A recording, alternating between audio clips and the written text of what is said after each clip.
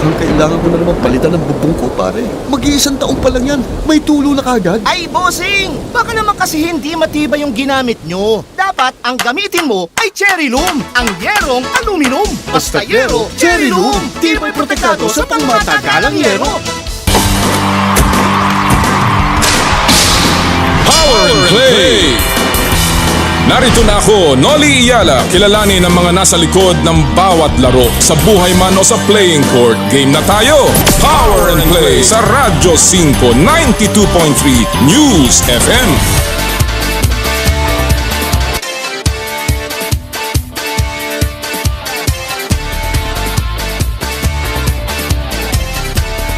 Sa kapwa ko Pilipino, ipagmalaki ang galing na meron tayo.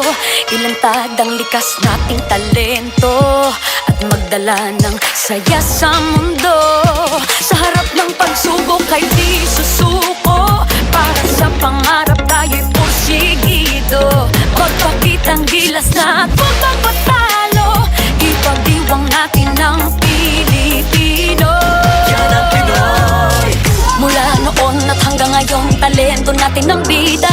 Mula sa simpleng bakuran hanggang entablado natin ipakita. May pagsubok man ng Pinoy, pinalalakas ng saya. San man tayo sa pulot, sumbe, sibay, lakay, amiga.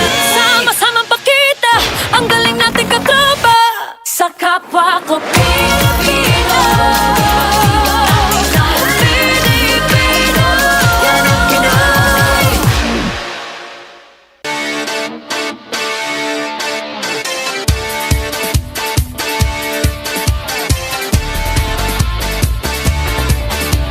Maaraw man po sa labas, umuulan ng biyaya sa Philippine sports ngayong araw pong ito. At yan po ang aming ihahatid sa inyo, sa inyong paboritong kasama tuwing Sabado. Di paano, bango na, Power and Play na! Power and Play with Kom Noli Iyala. Magandang umaga po sa inyo lahat mga kapatid. Ako po si Noli Iyala. At ito po ang Power and Play, hatid sa inyo ng Cherry Loom, ang yerong may aluminum, Cherry Tigo, it's fun to drive, Chooks to go, ang nag-iisang manok ng bayan, at ng True Religion, where passion meets power. Naku, ang dami po nating balita ngayong araw pong ito. Of course, binabati natin lahat ng mga nakikinig over Radyo 5, 92.3 News FM, our viewers on 1PH, on Signal TV, and of course, sa lahat po ng nakatutok worldwide sa pamamagitan ng Facebook, ng Power and Play, 1PH at ng Radyo 5. Ang gumising po sa atin ngayong umagang ito na balitang napakaganda ay ang pagkapanalo ng ating teen tennis sensation, si Alex Ayala, na nanalo po sa kanyang semifinals against Victoria Mboko ng Canada to barge into the finals ng US Open Junior Women's Championship. At para po sa balitang yan, kasama po natin ngayon via phone patch live from New York. Walang iba kung hindi si Alex Ayala. Good morning, good evening Alex. Welcome back to the show. Hi, Tito Noli. Thank you for having me again. So happy to see the game and read the news. Congratulations. How are you feeling, Alex? I'm sobrang saya, especially with all the Filipinos that came to watch today. It creates a great atmosphere and super excited for tomorrow. You know, you are on a roll. You've been playing so well, terrific tennis in the quarterfinals and of course now in the semifinals, straight sets victory. What are you most happiest about in your game so far in the US Open? I think I'm most happy about my mental composure during all my matches and how I was able to adapt to the different situations and different problems that occurred during the match. Alam mo, Alex, alam natin you were supposed to play sa doubles but you had to pull out because of an injury to your partner. Do you feel that this is a blessing in disguise na nag-pull out ka sa doubles and now you're concentrating on your singles event? Actually, Tito Noli, pwede din. That's a very good silver lining. But I think it's more unfortunate than not that she did get injured. Of course, it doesn't leave a good feeling for me. But I'm right now. I'm just focusing on my singles and wishing that she can recover well.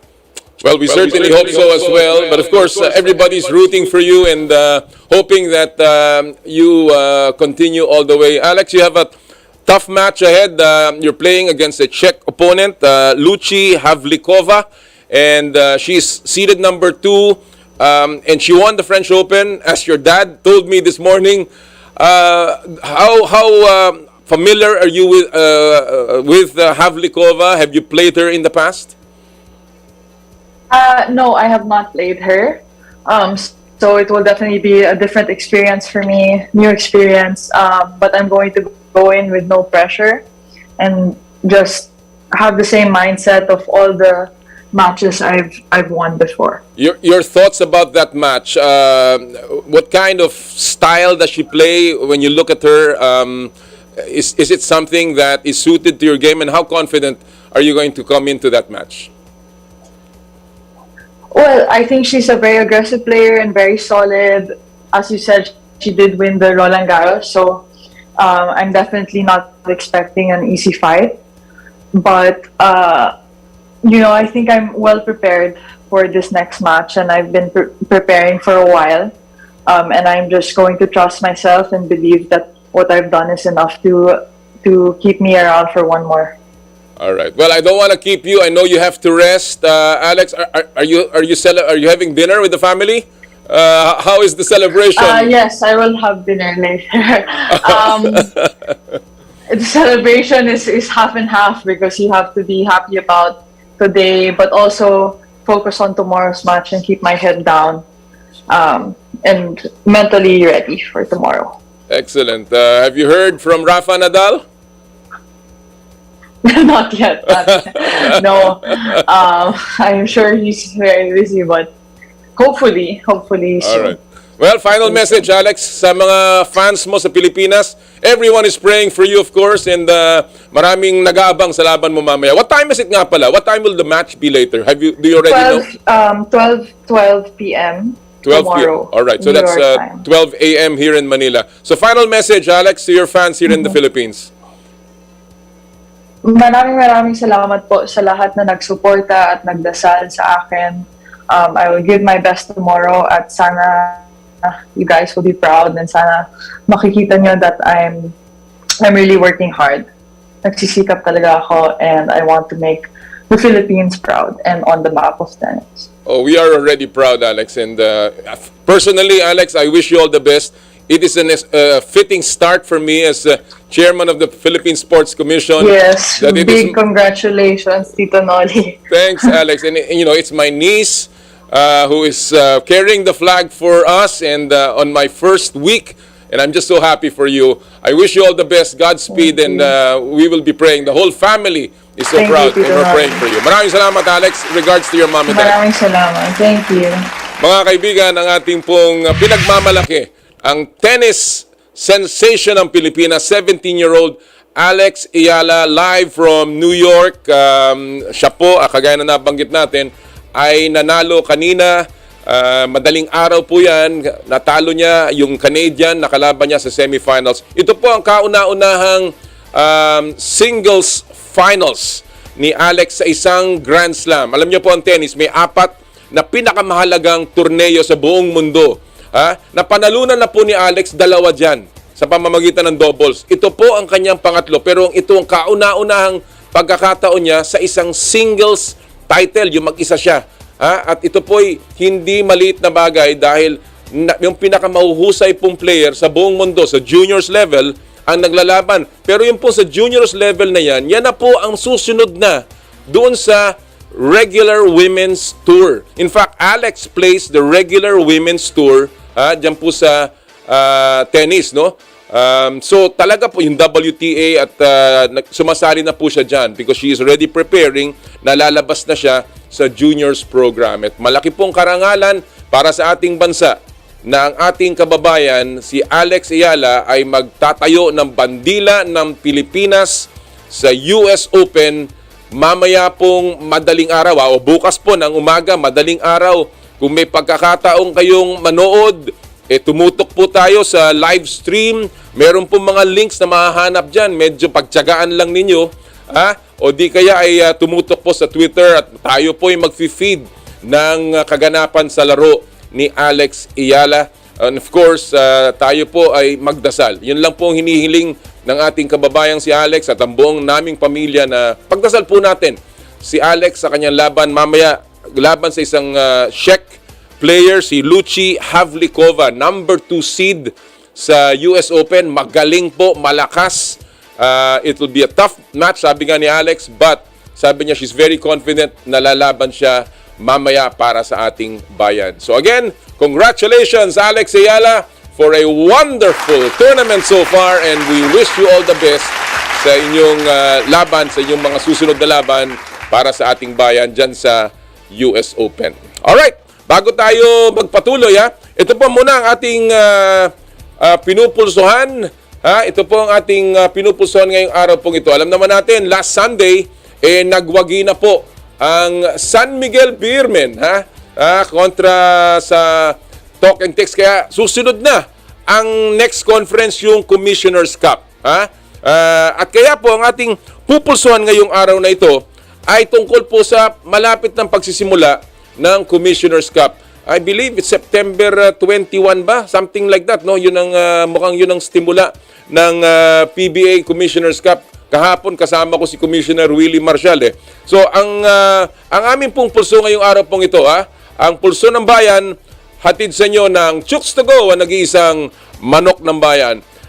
Ano pong roster change ang gusto ninyong makita sa paborito ninyong PBA team bago magsimula ang Commissioner's Cup? Gusto niyo bang makita uli si James Yap? Consi James, kamusta ka? panayang tawag sa atin ni Consi, kamusta? Gusto niyo bang makita si Greg Slaughter? Uy, si Greg Slaughter pala, papunta na ng Japan. Pero mamaya po, makakausap natin si Greg Slaughter sa ating In the Spotlight. Abangan niyo po yan. Gusto niyo bang makita ang isang trade para sa kuponan ng Terra Firma? O gusto niyo bang makita si Jamie Malonzo na naglalaro pa rin sa Northport? Marami pong mga maaari mangyari dyan. Pero ang tanong po natin ulit sa ating Pulso ng Bayan, ano pong roster change ang gusto ninyong makita sa paborito ninyong PBA team bago magsimula ang Commissioner's Cup? Mag-post lamang po ng inyong mga komentaryo sa aming Facebook page ng Power and Play at ng 1PH Radio 5 o di kaya sa aking Twitter account at Noli Ayala. At mamaya po babasahin natin ang inyong mga komentaryo next week, sisimulan uli natin yung pong pagmamimigay natin ng gift certificates mula sa Chooks to Go. Pero this week, babasahin lang po natin mamaya ang inyong mga komentaryo. Alright, tuloy-tuloy po ang ating pamimigay dito ng mga premyo. At syempre, ang nangungunang namimigay sa atin ng premyo, walang iba kundi ang Joyride Super App. At binabalik po niya ang Joyride Top Up promo dito po sa Power and Play. Napakasimple lang po ang ating mechanics, mga kapatid. Download lamang po the latest version of the Joyride Super App. Tapos kuhanan nyo po ng screenshot. Kasama po yung home screen. Kasama po ang inyong pangalan na dapat ay lumabas dun sa screenshot. Ipadala po itong screenshot na to sa aming Facebook page sa Power and Play via PM. Tapos isama nyo na rin po ang inyong pangalan at ang inyong mobile number on your Joyride account. At kami po ipipili mamaya sa katapusan ng show ng 5 lucky winners para manalo ng 1,000 pesos each na Joyride Pay Wallet credits. Again, ito po ay hatid sa inyo ng Joyride Super App, ang bago ninyong kasundo. Alright, mamaya-maya mga kapatid, ating makakapanayam din ang Philippine Handball team sa ating bagong segment na SlamBook. Malalaman natin kung ano po mga bagong laro. Paano ba laruin to at anong nangyayari sa mga programa ng ating National Sports Associations. Mamaya rin po, makakasama rin natin ang isa pang nagbibigay ng karangalan sa atin patungo na ng Men's Softball World Cup. Aba, kala nyo basketball lang ang may World Cup na papasok ang ating mga kuponan? Hindi po. Pati po softball, pati football. Kasama po, papuntang World Cup. Kaya lahat po ng mga teams ay ika nga talagang nagsusumikap. At mamaya makakasama natin ang Philippine Blu Boys. Live din po sa ating show ngayong araw na ito. Alright, so bago po tayo mag-break, isa muna pong paalala mula sa ating mga kaibigan from Smart. Puso Pilipinas is a movement to celebrate the Filipino athlete powered by Smart. Follow them on Facebook, Instagram, Twitter, and YouTube. Get a chance to win exclusive Puso Pilipinas merch by sharing their Facebook page in your social media accounts with hashtag Puso Pilipinas. The Gigalife App is the latest mobile app from Smart that lets you discover and enjoy your passions with the different Giga promos. It can be downloaded and used by Smart Postpaid, Smart Prepaid, Bro Prepaid, and TNT subscribers via the Apple or Google Play Store. What can the Gigalife app do for me? Check your balance, monitor your current subscription, top up using debit credit card, subscribe to the latest Giga promos, monitor your data consumption, auto-detect your mobile number when you are connected to Smart Network one-tap subscription to the most popular offer, Giga Video 99. And of course, Power and Play is powered by Smart. Live smart! Alright, when we come back, it will be with the Philippine Blu Boys. Dito po, sa inyong paboritong kasama tuwing Sabadong almusal ng Sabado ng umaga. Ito po ang Power and Play. Hatid sa inyo ng Cherry Loom, Cherry Tigo, Chooks to Go, at ng True Religion. Ang oras po natin, 8:17 ng umaga.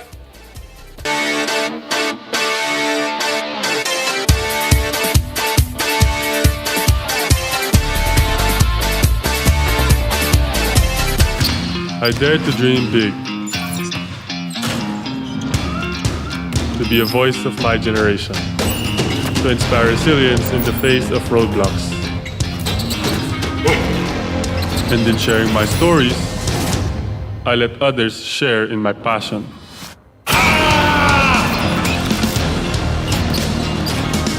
Follow Kai's stories on Twitter and share yours with Smart Double Giga Stories. Share 2 times the passion with 2 gigabytes for Twitter and more. Guaranteed every day, plus data for all sites. Simple, smart ako.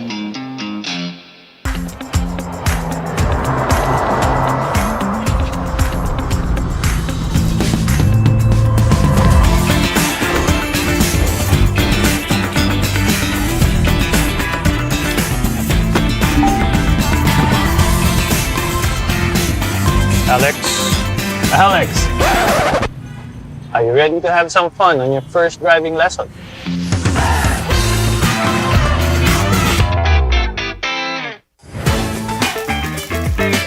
Nag-uumapaw sa real chicken juice na swak sa panlasa ng buong pamilya. Available in sweet roast, pepper roast, at harissa roast variants. Chooks to Go. Masarap kahit walang sauce. Tawag na sa Chooks to Go Delivery Hotline 8687-1010 o online sa chookstogodelivery.com or via GrabFood at Foodpanda.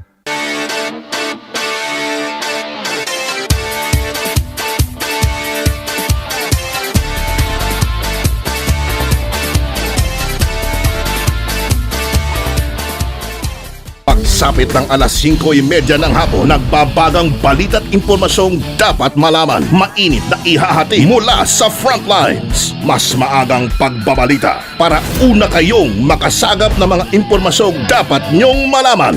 Mapagkakatiwalaan, maaasahan at patas sa pagbabalita. Yan ang hatid ng Frontline Pilipinas. Mula Lunes hanggang Biyernes, 5:30 p.m. Live dito sa TV5. Mukhang kailangan ko na naman palitan ng bubong ko, pare. Mag-iisang taong pa lang yan. May tulo na kagad. Ay, bossing! Baka naman kasi hindi matibay yung ginamit nyo. Dapat ang gamitin mo ay Cherry Loom, ang yerong aluminum. Basta yero, Cherry Loom. Tibay protektado sa pangmatagalang yero. Magraratratang muli ang mga paborito mong PBA players sa half court. Mas pinalakas, Ripa, nakawala! As he pushes it home. Mas pinatapang. Linda like shaking thing.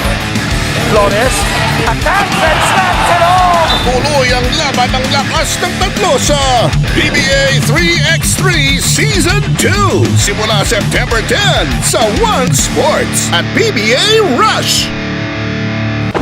Mukhang kailangan ko na naman palitan ng bubong ko, pare. Mag-iisang taong pa lang yan.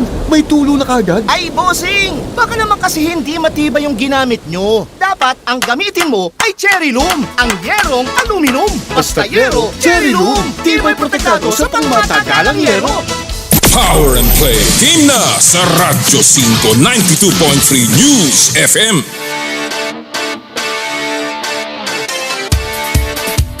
Power and Play with Kom Noli.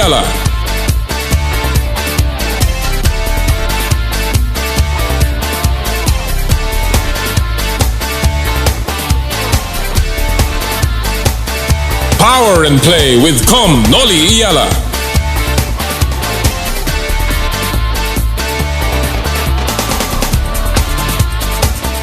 Naimbag na bigat yamen sa ating po mga kababayan sa Lawag City and of course sa Vigan, Ilocos Sur at sa San Esteban, Ilocos Sur. Magandang umaga din po sa ating mga suki sa Tanawan, Batangas at of course sa 13 Martires dyan po sa Cavite.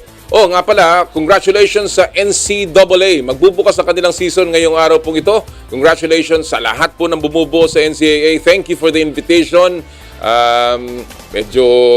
I really wish all the best sa inyo pong bagong liga. Congratulations din also nga pala kay Dicky Bachman na hinirang ng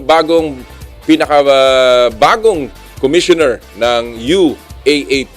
Congratulations, Dicky Bachman. Siya rin ang operations director ng SBP pagdating sa FIBA World Cup Local Organizing Committee. Alright, mga kaibigan, alam niyo po, recently, nagkaroon tayo ng balita tungkol sa football.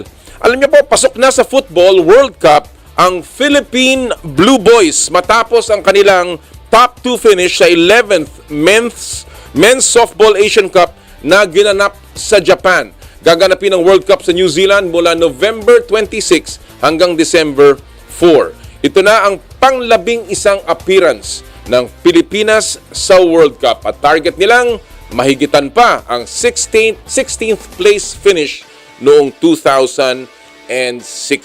At ngayon po, para pag-usapan pa natin ang istoryang yan na talaga namang napaka-importante at mahalaga, kasama po natin walang iba kung hindi ang Blu Boys head coach Apple Rosales at ang kanilang team captain na si Michael Pagkaliwagan. Magandang umaga, Coach and Michael. Power and Play with Kom Noli. Good morning po. Good morning. Ito po ang Fast Take. Atid sa inyo, of course, ng Cherry Tigo. It's fun to drive. Magandang umaga, Coach. Coach Apple, kamusta ka na? Yes, sir. Magandang umaga po, Chairman. At magandang umaga, Michael. Salamat sa pagdalo ngayong umaga. Good morning po, Chairman. Good morning po. Maraming salamat. Ako talagang unang-una, congratulations sa inyong pagkapanalo at pakipaabot ng aking congratulations kay Mr. Luwilier sa napakagandang programa ng softball. Coach, ikaw unahin ko muna. Nabanggit mo na nung inisang interview mo na sabi mo 60 to 70% ang chances nyo na makakapasok sa World Cup. Bago pa kayo naglaro, nabanggit mo na to. Ano ba yung nagbigay sa inyo ng kumpiyansa na talagang makakagawa kayo ng maganda dyan sa qualifier, bagamat nagkaroon tayo ng konting disappointment sa Southeast Asian Games? Una po, kaya nagbanggit ko po yun, Chairman, kasi po sa months po nakasama ko yung mga players natin dito sa training, so nakita ko sa mga bata natin na talagang focus sila sa aming gaganaping Asian qualifying. Kaya ang sa tingin ko, kaya nakapagsabi ako ng 60 to 70% kasi nakita ko yung agresibo nila, lalong-lalo na sa training kahit ang team natin mas bata. Kompleto ba yung team na binuo mo, Coach? Nagkaroon ka ba ng sapat na panahon para talagang buuin yan? kulang po sir sa panahon, gawa po ng, siyempre, yung training natin limitado. Kasi sa mga protocols. So, talagang nahirapan po kami sa, nagpa-open tryout po kami nung January. Oo. Yung iba po naman, kasi yung mga estudyante yung players natin, so may mga limitasyon po sa tryout, sa training. So doon po kami nahirapan. Nung mabuo naman yan, nung mabuo yung team, nagka-problema naman po tayo sa venue nung training. Aba? Oo nga. Kasi po, siyempre, hindi pa rin po pwede yung ating Rizal Memorial nung time na yon. Oo.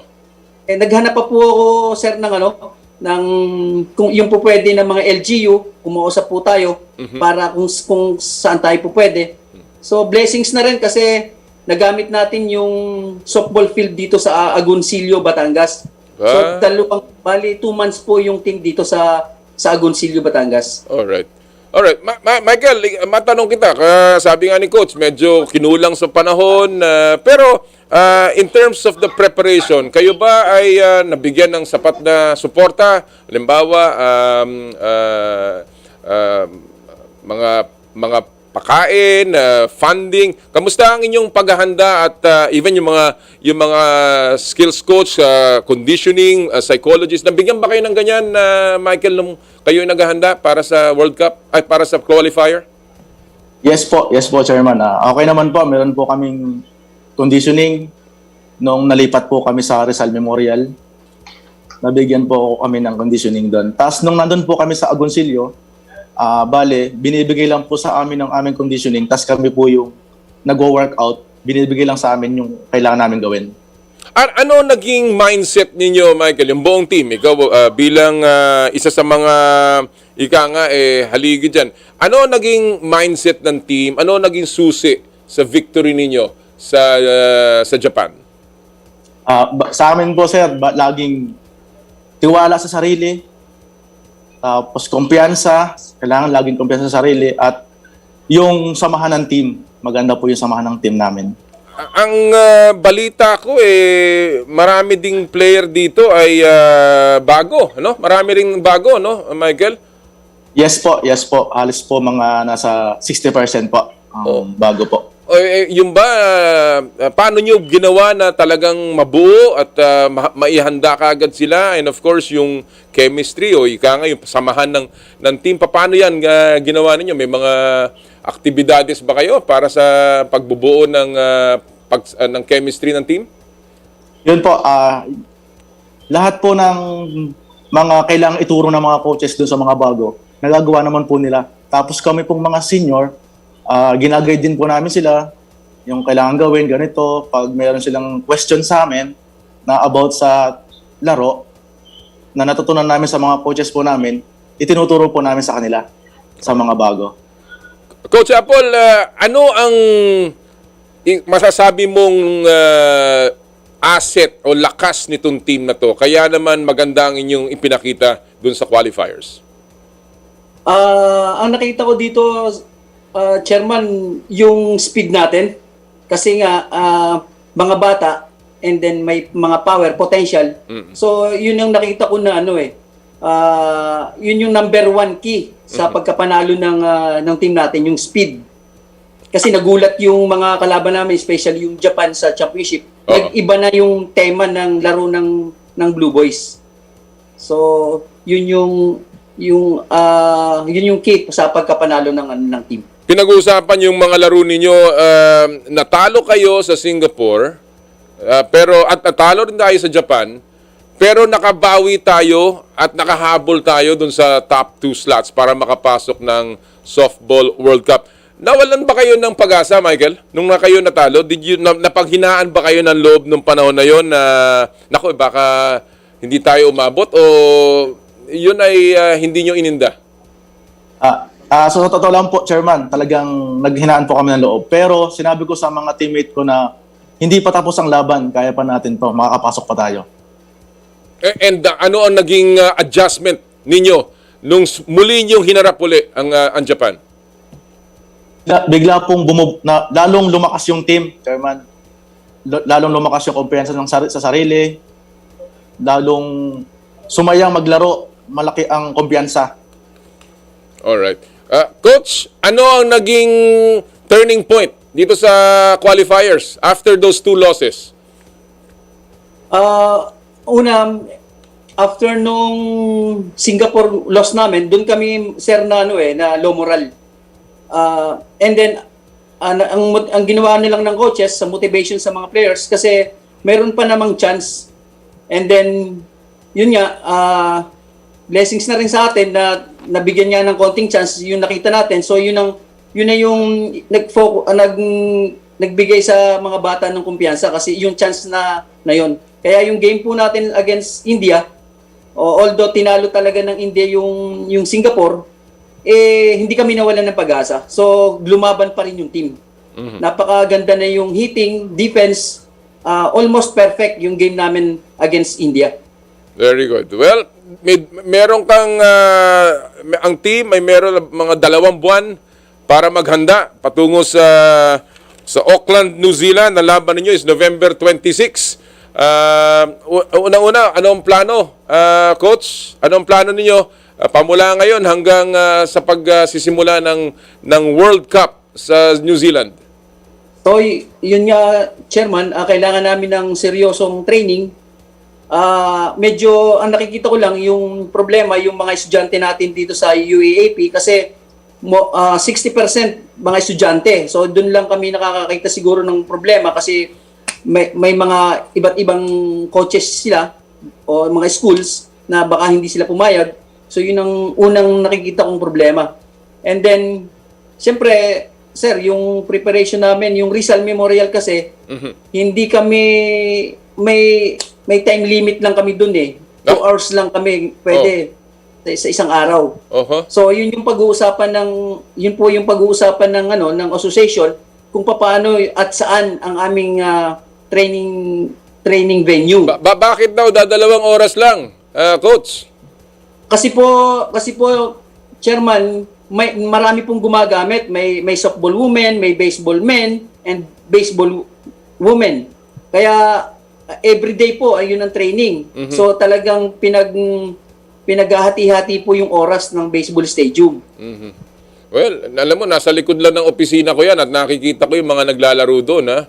Pero sa tingin ko, magagawa natin ang paraan yan sapagkat World Cup naman ang papatutunguhan nyo. Kailangan ninyo siguro ng mas maraming oras. At sige, huwag kang mag-alala, Coach, at ating kakausapin ng ating mga kasama dyan para mabigyan kayo ng mas maraming oras. Chairman, pwede po bang maka-request pa ng isa? Oo, sige, go, Coach. Kasi po, Chairman, yung sa totoo lang po, yung aming pong tirahan, Chairman, araw-araw po in 2 months before po kami nagpunta ng Japan, yung mga taga Batangas, Bulacan, uwian po yan, Chairman. Naiaawa po ako dun sa ating mga players. Gusto sana po as a head coach, para din po makafocus kami sa training, sana po mabigyan kami ng isang dorm man lang dun sa Rizal Memorial. Ayusin natin yan. Papahanapan natin kayo ng lugar. Alam ko na kung hindi man sa ay makakahanap tayo. Basta mahalaga yan na kayo ay mabigyan ng suporta para magtuloy-tuloy ang inyong paghahanda. But ayusin natin yan, Coach. At sabihin mo kay pumasyal kayo sa tanggapan at tayo mag-usap-usap. Coach. Alright. Thank you po. Michael, may plano ba? Nadagdagan pa yung team? Meron ba kayong planong magdagdag ng player, humugot ng mga bago para lalo pang lumakas ang team? Sa tingin ko po ngayon, Chairman, hindi na po kailangan. Kasi yung mga teammate ko po talagang malalakas na po. Kailangan lang po talaga ng konting practice pa po. At saka exposure. Meron ba kayo nakukuha mga tune-up games? Ngayon po. Go ahead. Ako na lang siguro po. Sige, Coach. Chairman, yung sa ngayon po, hirap po kami kumuha ng mga tune-up games. Kasi po, ang nakakalaban po namin, siyempre, medyo angat na. Wala pong masyadong quality team dito sa atin. Tama. At yun na po yung pinakamalakas dito sa atin talaga. Ang kailangan po talaga natin, Chairman, yung exposure sa international exposure. At Kasi doon po yung mga quality teams talaga. Oo. Kayo, wala kayong planong lumabas? Walang plano si Mr. Luwilier na daling kayo sa labas? Yun na nga po, Chairman, yung siguro po, nagpapatawag po siya ng meeting according to sa program na gagawin namin. So, siguro yun na po yung aming pag-uusapan. Very good. Well, Michael, anong expectations mo sa pagdating sa World Cup? Ano ang mga inaasahan ninyo? Sabi ko nga kanina, ang pinakamataas nating ranking was parang 16th place, no? So kayo ba ay umaasa na ito talaga ay malalampasan ninyo? Yes po, Chairman, kasi ako po ay bali patatlong world ko na po ito sa New Zealand. Kita po naman namin lahat talagang malalakas yung kalaban. Pero gagawin po namin lahat para bumaba yung ranking po namin, para medyo tumaas-taas pa ng bumaba ng 16, ganyan, bababa. Gawin po namin lahat para manalo sa laban. Okay. Alam mo, because of this development, Coach at saka Michael, talagang nalagay uli ang softball sa harap, no, ng balita. Ang tanong ko, I guess, kay Michael muna, sa tingin mo ba ang softball ay hindi masyado nabibigyan ng pansin? Ito naman ay isang sport na pwede tayo talagang umangat at mag-excel. Sa tingin mo ba na-overlook ang softball, Michael? Sa akin naman po, Chairman, hindi naman po. Kasi tuloy-tuloy naman po lagi suporta sa amin ni Boss Jan Henry Luwilier. Alright. And of course, ngayon na kayo ay nasa World Cup, paano ito makakatulong sa sport, Coach Apple? Ito nga po, marami pong mga potential players ng softball dito po sa buong Pilipinas, Chairman. Especially nandun po sa Visayas and Mindanao. Kaya po sa tingin ko, ito na yung time na masuportahan lalo natin yung softball. Kasi po konti lang po yung nakapag-tryouts dun sa taga Mindanao and Visayas. Kasi nga po sa pandemic. Oo nga. Pero marami pong nagpapadala sa atin ng videos na mga potential players. So yun nga lang po, ang kinalulungkot natin, hindi sila naka-attend ng pa-tryouts ng ASAPIL. Sayang at talagang dapat tayo baka discover pa ng napakaraming players para sa softball. Alam ko na may mga local governments na gusto sumuporta sa softball at baseball, kaya hanapan natin ng paraan para lalo pang mapalaganap ang laro ng softball pagdating sa mga probinsya. Coach, maraming salamat sa oras na binigay mo sa amin ngayon. Of course, Michael, good luck sa paglalaro. Sana nga ay makapaghanda kayo na mabuti at huwag ka mag-alala at ating bibigyan ng suporta ang softball at yung mga hinaing ninyo ay ating pag-uusapan kagad at tututukan natin yan. Bigyan natin ng suporta ang team natin, ang Blu Boys papuntang World Cup. Maraming salamat muli, Coach at Michael. Maraming salamat po, Chairman. Chairman. Thank you po. Thank you po. Mga kaibigan, ang ating miyembro ng Philippine Blu Boys na papasok na po sa Men's Softball World Cup sa Auckland, New Zealand sa November. Walang iba kundi si Coach Apple Rosales at si Team Captain Michael Pagkaliwagan. Naku marami talagang kailangang ayusin dyan sa mga sport na yan. Kaya medyo binibigyan po natin ng pansin ngayon. Pero syempre, tayo nagpapasalamat sa ating private sponsor na si Mr. John Henry Luwilier na talaga napakalakas ng suporta sa Philippine softball. At sana po ay ating suportahan din ang iba't ibang klase ng mga atleta na talaga naman pong naghahanda, lumalaban para sa bayan, para po mabigyan ng karangalan ang ating bansa. Alright mga kaibigan, bago tayo magpatuloy, silipin muna natin ang ating mga viral videos at pop culture sa mundo ng palakasan sa Stop and Pop. Kom Noli Iyala. Sabi nila, importante daw ang balls of steel sa sports. Naku Santi, ano ba itong title mong to So sige, panoorin nga natin to mga kapatid. Ito pala, ang ibig sabihin yan. Ayun! Jesus Maria Joseph. Patunay po dyan ang ating video for this week.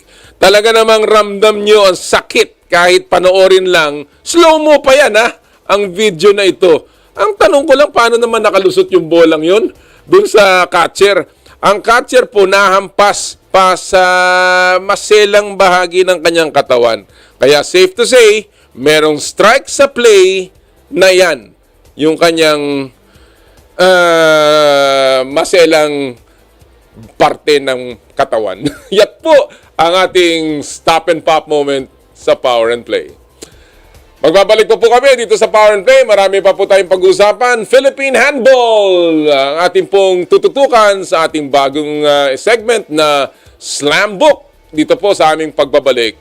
Ito po ang ang Power and Play hatid sa inyo ng Cherry Loom, Cherry Tigo, Chooks to Go at ng True Religion. Ang oras po natin 8:41 ng umaga.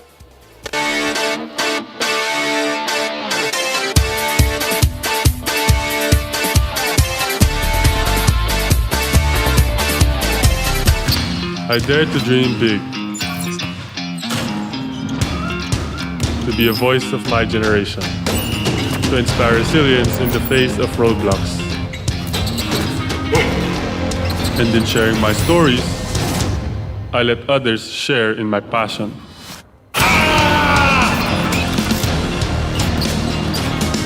Follow Kai's stories on Twitter and share yours. With Smart Double Giga Stories. Share 2 times the passion with 2 gigabytes for Twitter and more. Guaranteed every day, plus data for all sites. Simple, smart ako.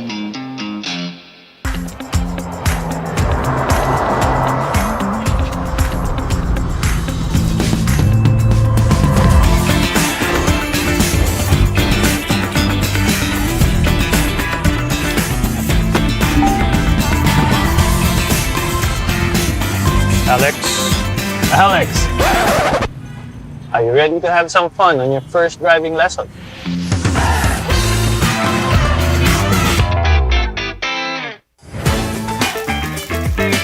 Nag-uumapaw sa real chicken juice na swak sa panlasa ng buong pamilya. Available in sweet roast, pepper roast, at harissa roast variants. Chooks to Go. Masarap kahit walang sauce. Tawag na sa Chooks to Go Delivery Hotline 8687-1010 o online sa chookstogodelivery.com or via GrabFood at Foodpanda.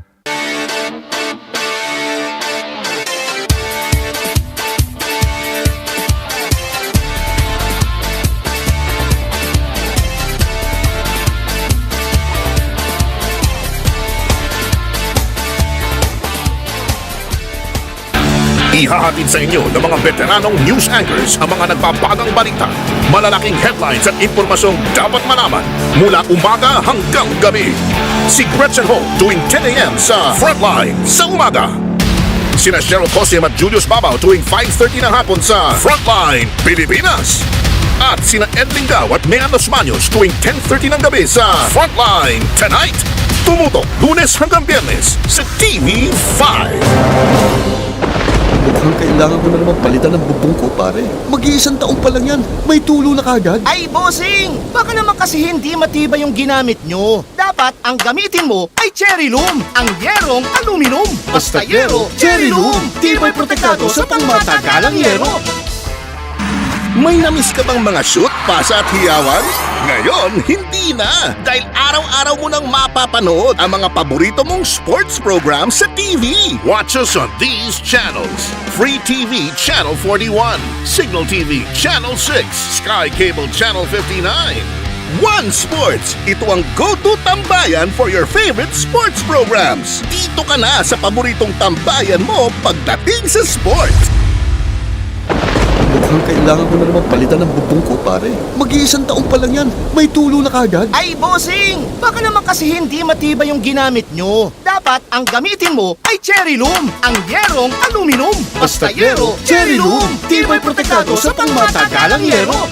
Prepare your heart for an all-out clash. Catch the Premier Volleyball League Invitational Conference. Games every Tuesdays, 2:30 p.m. and 5:30 p.m. Thursdays and Saturdays, 2:30 p.m. and 9:30 p.m. on One Sports. Power and Play. Team na sa Radyo 5 92.3 News FM.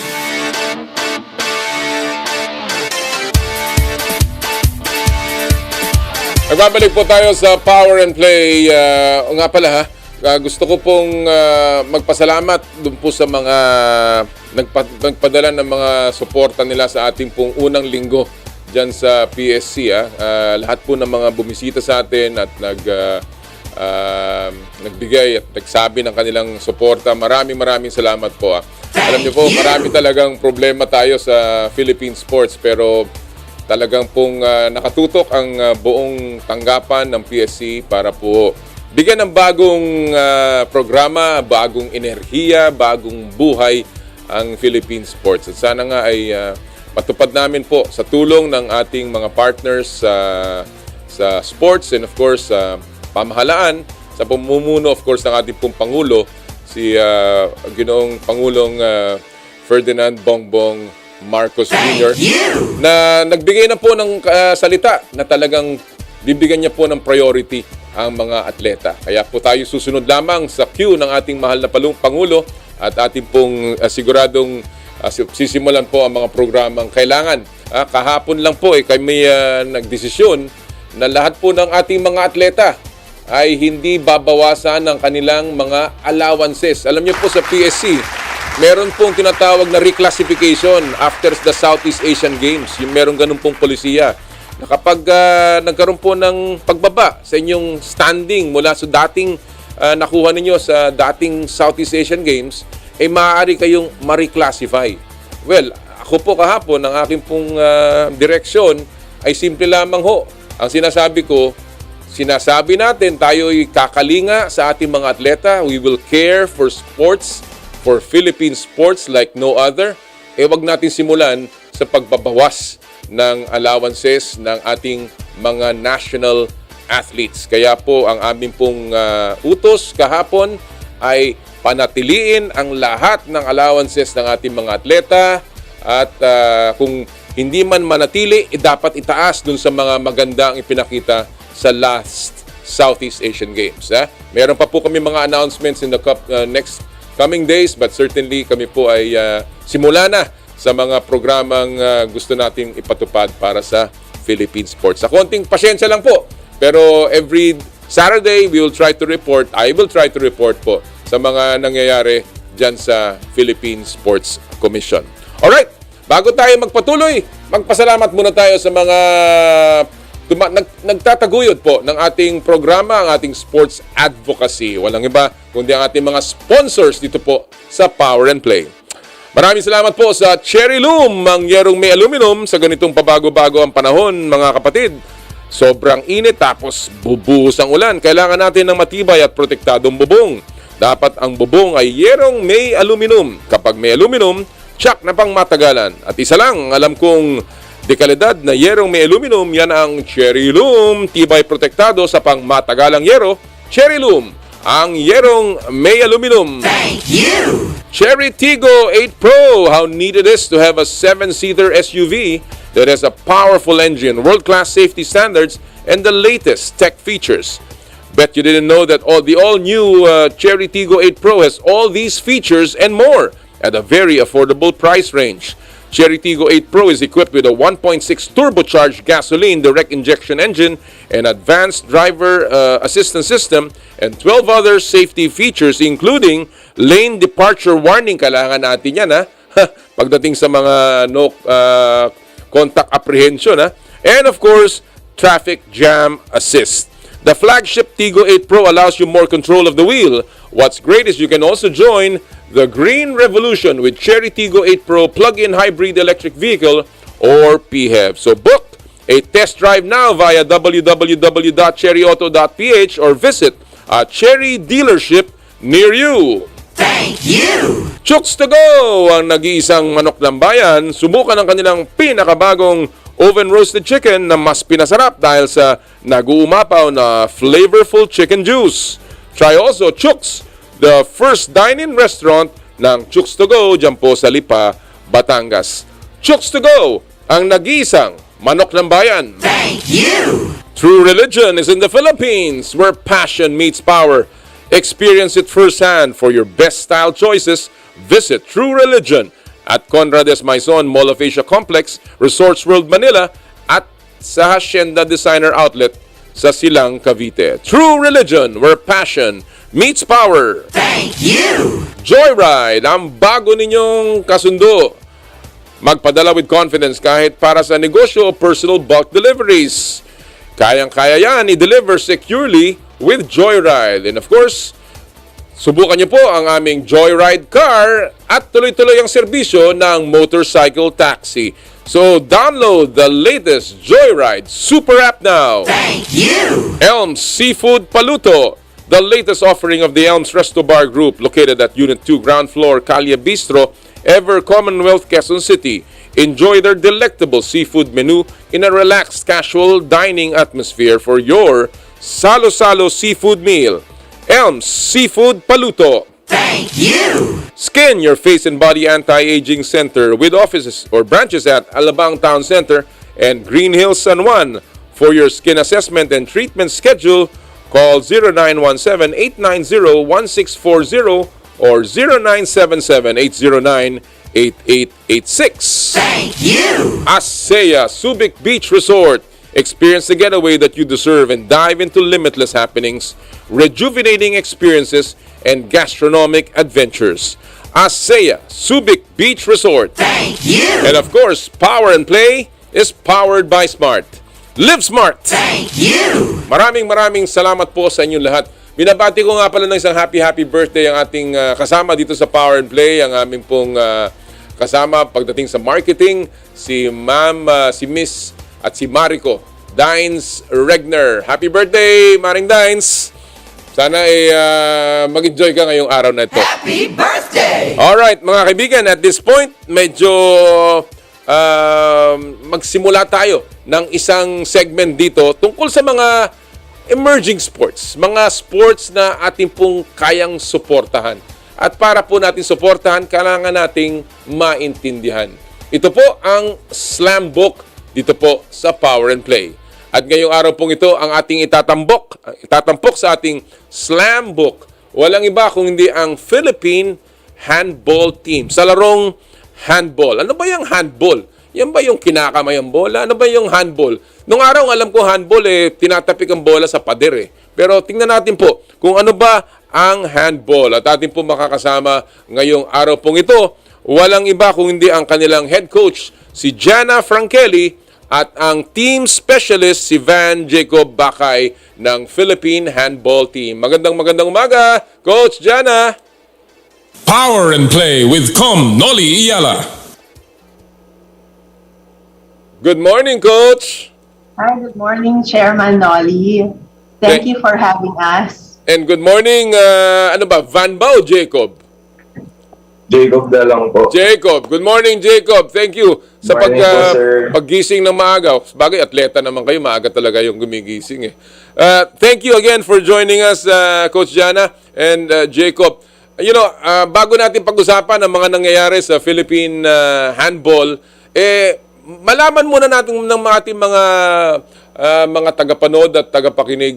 Meron palang handball. Yung iba nagte-text na nakita ko sa Ano ba yung handball? Paki-explain mo nga, Jana, ang basic rules specific to your sport.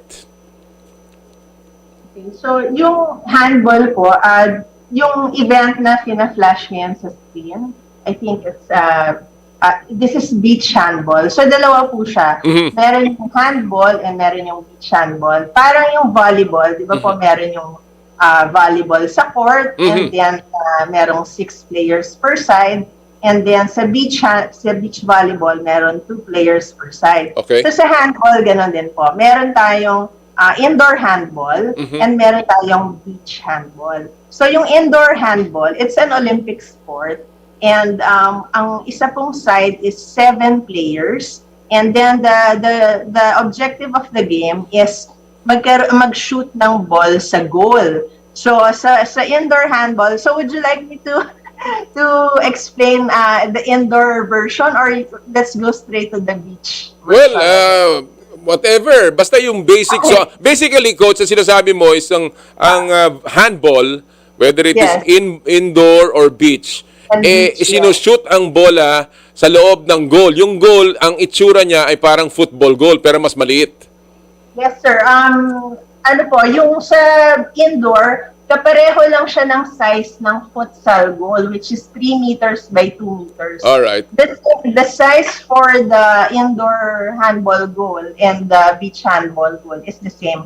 3 meters by 2 meters. So, tama po kayo, para lang siyang football. Kaya lang, ang ginagamit po na pang-shoot is kamay, kaya siya handball. So, it's a mix between basketball and football. Kasi sa indoor, meron dribbling, meron din steps. Kaya lang sa basketball, kung ang steps, ang traveling is 3 steps, allowed tayo up to 3 steps. And the 4th is the violation. So, meron mga similarities with basketball and football. So, basically, yun po yung game. Alright. So, let me ask Jacob. Jacob, in terms of ilang quarters yan? Ano ba yan? May quarters ba yan? Periods? Ilang minuto ang laro ng sabihin na natin, kasi doon tayo lumalaban ngayon, ano, yung beach handball. Ilang minutes yung beach handball? So sa beach handball po, sir, meron po tayong 2 halves. So per half po, meron po tayong 10 minutes. 10 minutes. Okay. So, may timeout ba yan? Meron ba yung fouls? Meron bang ganyan sa beach handball? Meron din pong timeout. You are given 1 per half. And meron din pong fouls, pero just like in football po, meron din pong binibigay na red card or yellow card. So depending on the gravity of the foul po, doon po magbe-base yung card na ibibigay sa'yo. Okay, so pwede rin mag-substitution anytime? Pwede ba yun? Palitan, Jacob? Yes po. Meron din, ha? Okay. Coach, in terms of the positions on the court, no, or on the field or in the beach, ano bang meron bang ganyan? May mga sentro ba yan? Meron bang mga forward? May mga guard o libero? Ano bang peculiarity ng beach handball? Yes po, Chairman. So, sa beach handball, 4 at a time yung naglaro, 4 players. So, ang positions na, of course, number 1 is the goalkeeper.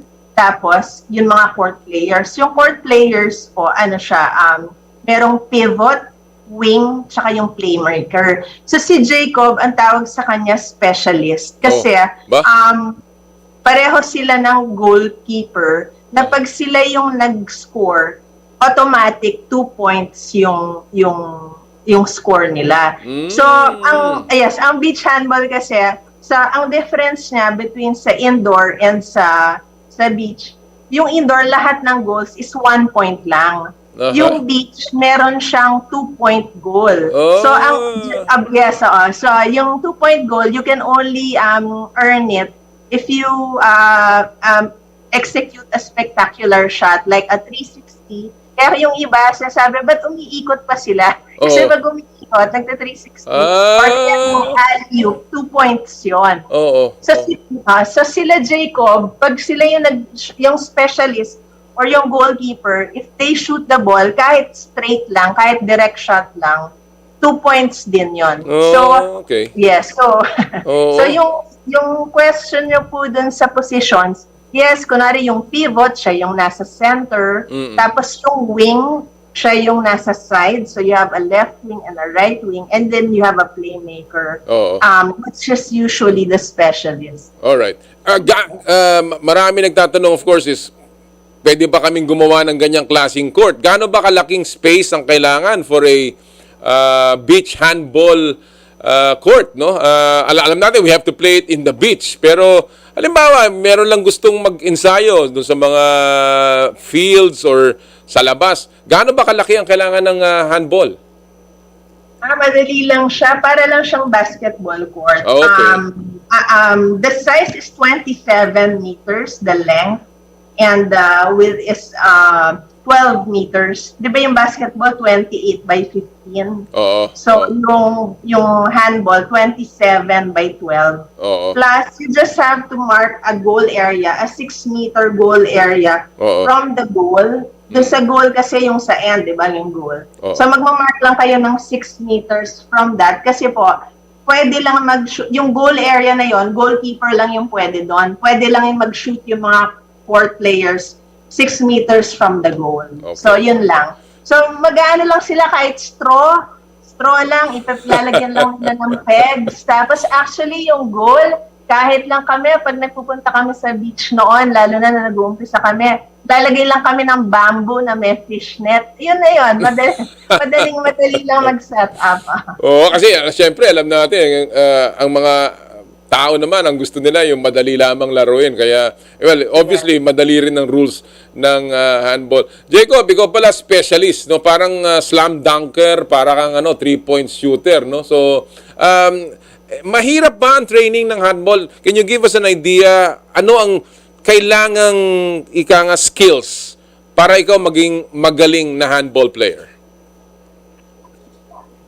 Siguro po, for me, you have to be athletic in beach handball. Kasi all players need to have a requirement na kaya po nila mag 360 shot yung kailangan pong umikot. Yung umiikot, ganon. Opo. Okay. So, kailangan po talaga na may foundation ka ng magandang physical abilities para magawa niyo po yun. And siguro, you have to be smart din po siguro about sa mga plays, about sa mga set plays po. You have to be smart on the court. You have to have a clear vision po kasi mahirap po gumalaw sa beach as compared po sa court. Right. Alright. Kailangan ba dyan matangkad? Kasi, again, we're talking about a game na sumushoot ka. Although this time, ang tira mo ay pababa dahil andun yung goal sa baba, hindi sa taas kagaya ng basketball. So, kailangan ba dyan ang player ay meron ding height para naman gumaling? Or ito ba ay pwedeng laruin kahit ng medyo hindi katangkaran? Well po, pag po matangkad ka po, may advantage ka po syempre. Kapag mag-shoot ka po over defenders, if you're blocking a shooter. Pero we have a teammate, his name is Joshua Tabuzo. For me, he's the best player po sa amin. And I'm taller than him po. Parang 5'6" po ata siya. And for me, he's the best po. So talaga may pag-asa pala tayo yung mga Pilipino dito sa handball. In terms of strategy, Jacob, ano ba ang strategy dyan? Kailangan ba dyan meron ba dyan mga fast break? Ano ba? Minsan kasi nakikita ko yan, yung at least yung indoor, parang pasahan no, hanggang makakuha. Ano ba strategy dyan sa handball? Sa beach handball po, meron din pong fast break. Kapag po nakuha po ng keeper from defense, agad yung bola, and pag nakalabas po agad yung isang player from defense, pwede na pong pumasok yung isang offensive player. So, pwede na po nila ma-execute yung fast break. So, ipapasa lang po ng keeper dun sa offensive player na pumasok, and then, if open, he can shoot it. Alright. Alright, well, we've learned a lot about handball. Now, I want to ask, Coach, kamusta ang ating Philippine handball team? We had a silver medal in Vietnam sa Southeast Asian Games, of course, after a very, very impressive performance there. Natalo lamang tayo sa Vietnam mismo, sa host, no? Kaya tayo hindi nakakuha ng gold medal. But how is the Philippine team after that breakthrough win sa Southeast Asian Games? Yeah, of course, we were very happy with the development. We could, of course, everyone wanted to win gold, but actually, no one expected for us to get the silver because Thailand and Vietnam are really the strong. They started way ahead of us, and they even have already qualified for the World Championships. And tapos 'di ba nagkaroon tayo ng pandemic, so we were like almost 2 years puro home training lang wala kaming training together kasi 'di ba recently lang na lift yung pwede kayo mag-train together. So in that so the silver was we were happy with the result, and we only lost 1 point sa shootout with the host country. Mm-mm. So that was a really big boost for our team, and we hope that we will continue with this progress that we have made, because our program, the beach handball program, is a relatively a very young program. Yes.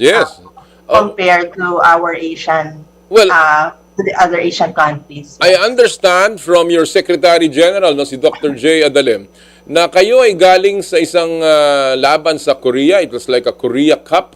At kayo ay nanalo. Tama ba yun? Nanalo kayo over the, Vietnam? Over the gold medal team? Is that right? Yeah. Oh. Yeah, so it's yung Korea. Yes, we came from Korea. The event was from August 27 to September 1. Oh. And yung Korea kasi, they are a powerhouse in handball. In fact, they have across already 6 Olympic medals for the indoor handball. Sobrang lakas nila sa indoor handball, and they already have 2 Olympic gold medals. Now, yung beach handball kasi, it's not yet in the regular summer program, but in nasali na siya sa Youth Olympics as a regular in the Youth Olympic Games in 2018. So sa 2026 meron kasama pa rin yung beach handball doon, and everyone is confident that it will be in the Summer Olympic program in 2028. Because the US is mas stronger sila sa beach handball kesa sa indoor handball. So now Korea, wala pa silang beach handball. Very strong sila sa indoor handball. So wala pa sila sa beach. So ngayon they are already starting, and they invited me. They went to the SEA Games to observe. They went to the Asian Championships to observe. Then so when they saw the team, they approached me and asked if we can they can invite us, because they want to learn, and they asked for if I can conduct lectures for them during this festival, and invite nila yung Vietnam. So this festival was put together so that they can start the beach handball in Korea. And so, alam naman natin, pag Korea na yung nag-start, tuloy-tuloy na. Tama. There's something really there. So, we're just glad that, in fact, we were surprised that they invited us because they wanted to learn from us. And before, nung nag-uumpisa tayo, katulad ko nun, I wanted to learn from them because they have a very good foundation in handball. So yun yung nangyari. So this beach handball festival was put together. There were 2 Korean teams, and Thailand was supposed to be there, but in the last minute, I think they pulled out because of the, protocols. And so tayo, and then we faced the 2 Korean teams, and it was a festival championship competition, and yung Vietnam, when we played against them, nanalo naman tayo. Ganun din, baliktad lang. Shootout din. Tayo naman nanalo.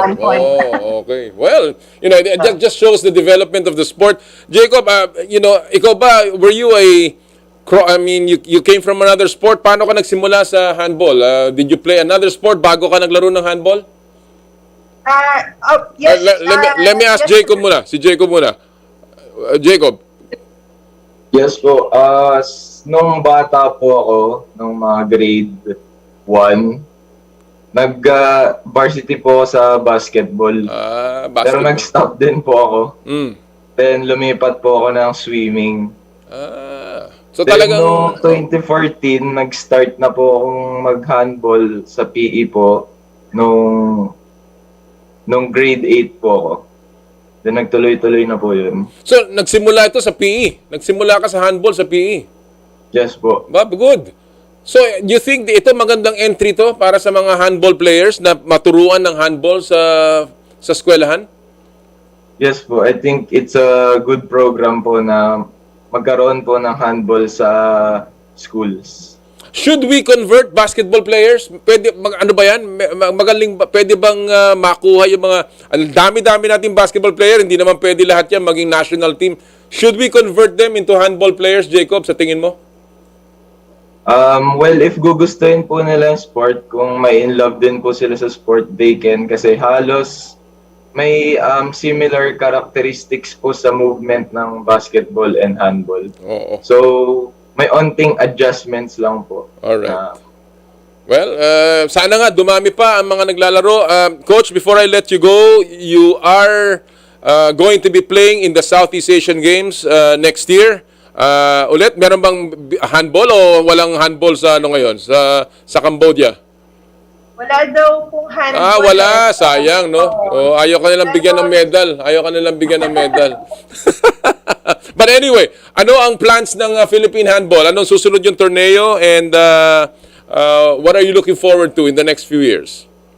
Merong Southeast Asian Handball Championships sa November sa Thailand. Okay. And we're hoping to just grow the sport locally but continue with the progress of the team that the team has made sa Asian level. So right. Next year, if there's an Asian Championship, so we hope we can join that. All of our international competitions previously were supported by the PSC. Of so course. I hope this continues with uh, you there, sir. Thank you for. Of course. I would like to say congratulations. Thank you.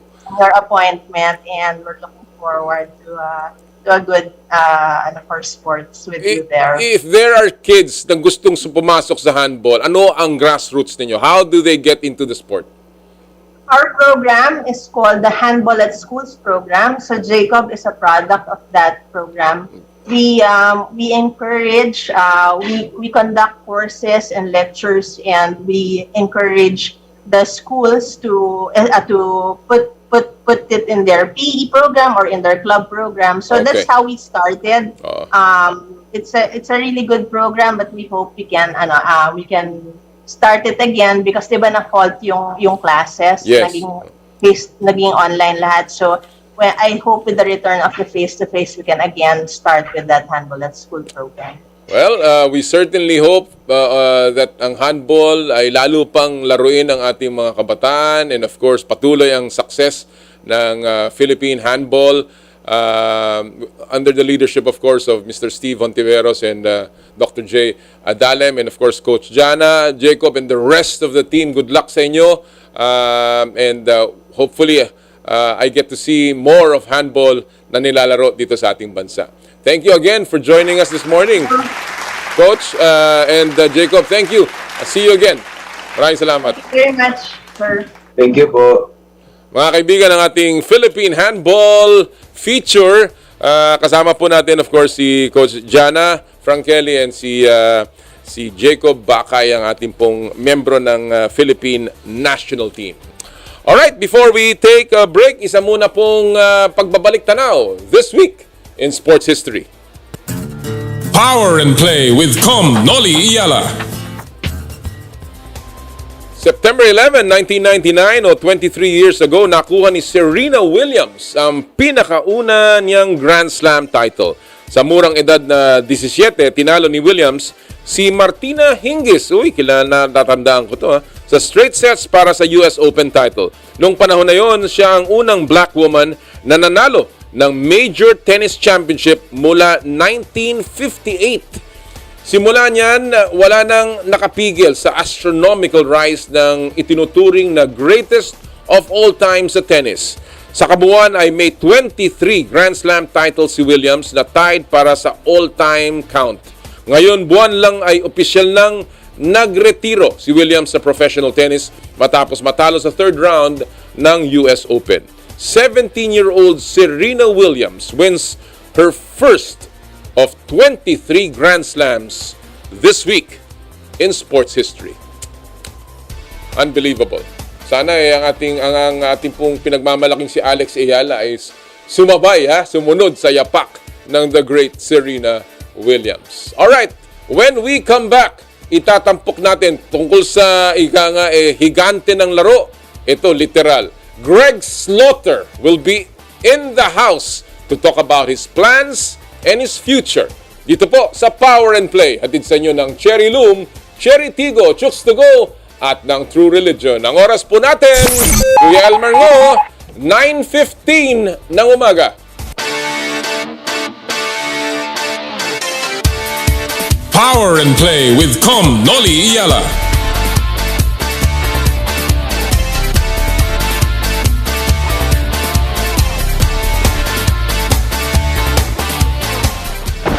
Mukhang kailangan ko na naman palitan ng bubong ko, pare. Mag-iisang taong pa lang yan. May tulo na kagad. Ay, bossing! Baka naman kasi hindi matibay yung ginamit nyo. Dapat ang gamitin mo ay Cherry Loom, ang yerong aluminum. Basta yero, Cherry Loom. Tibay protektado sa pangmatagalang yero. Bida, bida kid! B for best friend, ang mask. I for ingatan, ang kamay. D for distansya, sa katabi. A for airflow, ligtas tayo. 3 B's ay laging tandaan. Bakuna, bayanihan. Bida kid, kaya mo yan. Halina't magtulungan. Ikaw at ako ang bida kid. Sa COVID di ba dadaig? Sa ligtas na pagbabalik. Sama-sama maging bida kid. Power and Play. Team na sa Radyo 5 92.3 News FM. Power and Play with Kom Noli.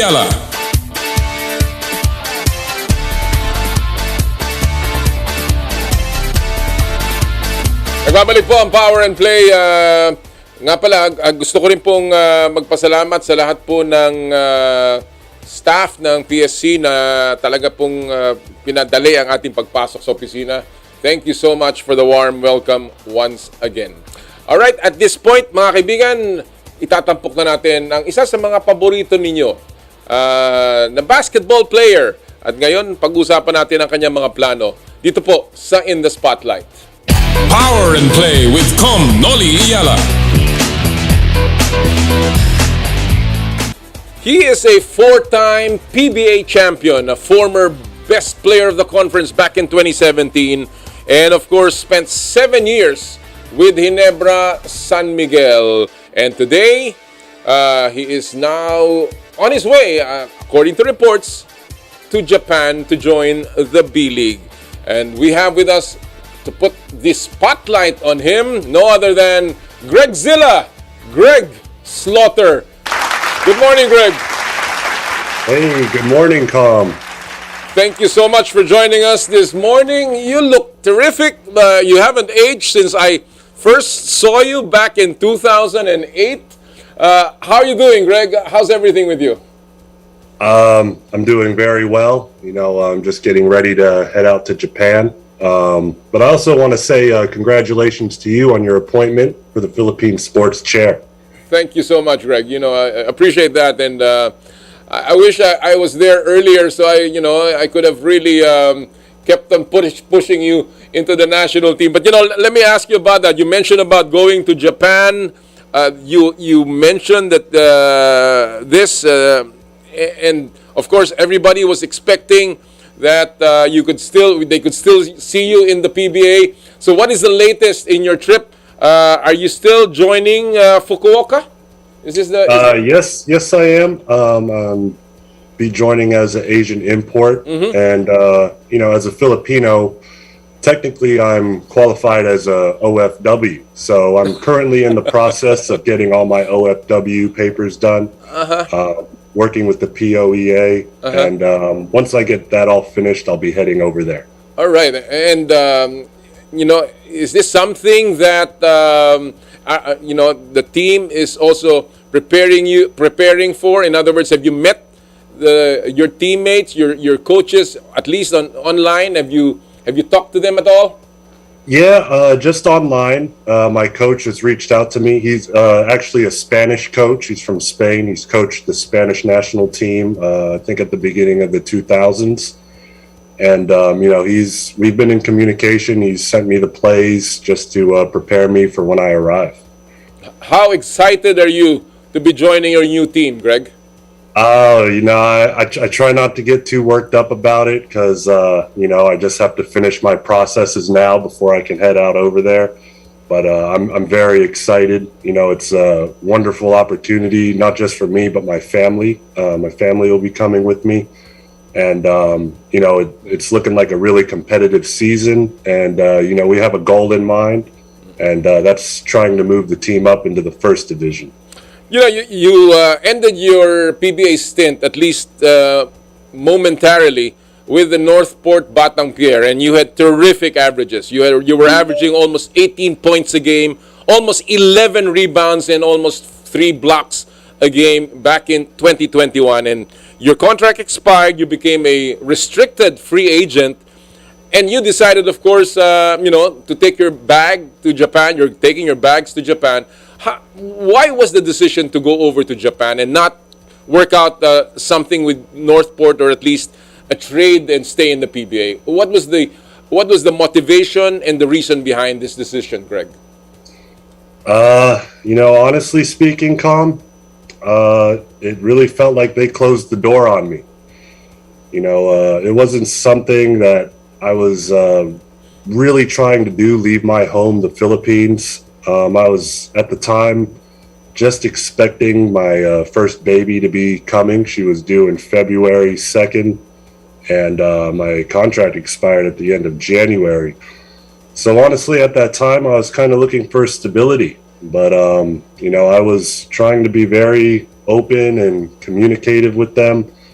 But I was always kind of met with silence. And honestly, I wasn't really sure who was calling the shots for Northport. Mm-hmm. And when you say that you felt like the door was shut on you, does this mean that, you know, there was never really a closure between you and Northport? Yeah, I can't really say, you know. When I first came to the team, you know, which I was kind of surprised at, because when I originally re-signed, I re-signed with Ginebra. I've even met with Coach Tim. He was describing that I would have a role, kind of like a Nikola Jokic type on there. So I was met with a trade, and you know, when I came to Northport, you know, I was professional about it. I wanted to bring my best. I think I showed that in the bubble, and I really wanted to bring this team over the hump. I know they had a reputation of not being a winner, but you know, I wanted to change that. But during my time there, I kind of discovered some things that winning might not have been the priority of the team. Oh, well, very, very interesting. But you were very productive in Northport, and obviously, you know, you still have a lot to give. Do you feel that this is a wasted opportunity to continue and, as you said, stay here and, you know, start a very stable, you know, end of your career, so to speak, and just finish your career? Was that really the plan, to finish your career here in the Philippines? Yeah, you know, originally it was. You know, I've really enjoyed my career in the PBA, but I'm just very thankful for this opportunity in Japan. It turned out to be actually really good. You know, I have a really good situation there. The league is competitive, and it's been a really good deal for me. You know, comparing to the PBA, it's been better than anything I've gotten. Well, let's talk about Japan. What are you most looking forward to in going to Japan and playing in the B League? Just you know, a change of scenery. I know our team is wanting to really compete, so I'm excited. You know, we have some really good imports there. Actually, we have, you know, there's the best shooter from the top division. He had the most makes on threes, and he shoots like a really good percentage. He's on the team. We got Aaron Gordon's brother on there. Wow. We have, you know, we have a guy, Marvell. He's a really good penetrator. And we actually have a guy who was just on their national team these last FIBA windows. So I'm excited to get over there, learn some things, see how things are, and just go out there and compete and play basketball. Are you concerned about language? Are you concerned about the culture? Or are you more excited than concerned? Well, you know, I think I'll learn. You know, I was able to adapt. You know, moving to a new country is, you know, honestly, it won't be my first time. So, maybe we'll see with my daughter too. She's just a baby, so maybe she'll be able to pick up some Japanese as well while she's over there. I hope you like Japanese food, Greg. Oh, I love it. It's one of my favorites. Well, you'll have a lot, and you get your fill. Obviously, in Japan. Where is Fukuoka based? I mean, it's kind of on the southern tip. I've read about it. They say it's kind of like the gateway to Japan. The way it's located, I think it's got the closest point to the mainland of Asia from Japan. So it's a pretty big port city. I've heard really good things about it. I'm really excited to get over there and check it out myself. How has your family reacted to the decision to move over, especially your wife? I know not just got married, but you're building a new life together. How is this going to change your plans when you move over to Japan? It's very great because things were really uncertain with the PBA. I was trying to give my best there, but now that this opportunity in Japan's here, which is they've given me a 2-year deal, so 2 years of stability. It's just a really great opportunity for us that we're all looking forward to. All right. Well, again, many people ask. You said it's a 2-year deal, and of course, many people are always saying he's going there, because of the package that has been given, and it's always geared towards that. What do you say to that, Greg? First of all, you said it's a better deal. It's more security for your family. What do you say to the critics who say, he should have just stayed here and play? Instead, he's going there just for the package that he's being given. I can't really say it was my decision. I really tried to make it work out with the PBA. I had no problem playing on Northport. I gave them maybe the best I've been playing. I've been working out with a coach who used to be a former NBA scout for 16 years. And at this point in my career, I feel like I've taken my game to a level I've never been on, just being able to work out with this guy. His name's Gary Boyson. So, I feel like I'm at the top of my game right now. I gave my best to the PBA. I've always been trying to give it, but life goes on, and I gotta put some food on the table for my family. yeah, that's right. There is a possibility, Greg, that because of your move and your decision, you could be covered by a PBA rule of having to sit out maybe for a number of years, and we may not see you in the PBA if it takes that long. Is that even something that you're thinking about, or that's no longer a factor in your next moves moving forward? It's I don't know what I can do. It's I don't make the rules. I just go out there and play. So I'm kind of unsure why that rule's there. It's a little strange to me why they would discourage players seeking to get better and returning to the PBA. But like I said, I don't make the rules, and at this point, I really have to look out for my family. All right. So maybe, but I feel like I still have a lot left in the tank. So hopefully, maybe someday down the road, I'm not ruling out a return to the PBA. Excellent. Have you reached out to the other players who are already in Japan and checked out their experiences there? You've got a lot of good friends there who are now playing. Of course, Kiefer is there, and of course his brother 30. You're all from Ateneo, and you guys, you have guys like Dwight Ramos there. You have Bobby Ray Parks, who I know you're also very familiar with. Have you reached out to any of them? Yeah, I've talked to a few of them, asked them about how some of the processes were, because it's actually like not as simple as I thought it'd be. So they've kind of keyed me in on how to get my OFW things done, what I need to get on to get over there. We'll all be in different cities, but just based on the experiences, it sounds like they've really been enjoying themselves, and I'm looking forward to enjoying myself as well. Excellent. Well, let me jump to another topic. You were an original member of the Gilas program, and I'm very proud to have brought you into that program. And I remember those days. Thanks to you.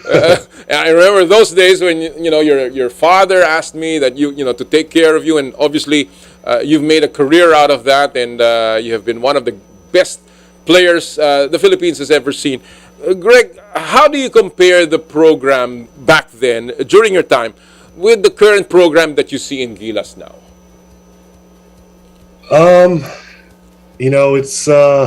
It was really fun in the original.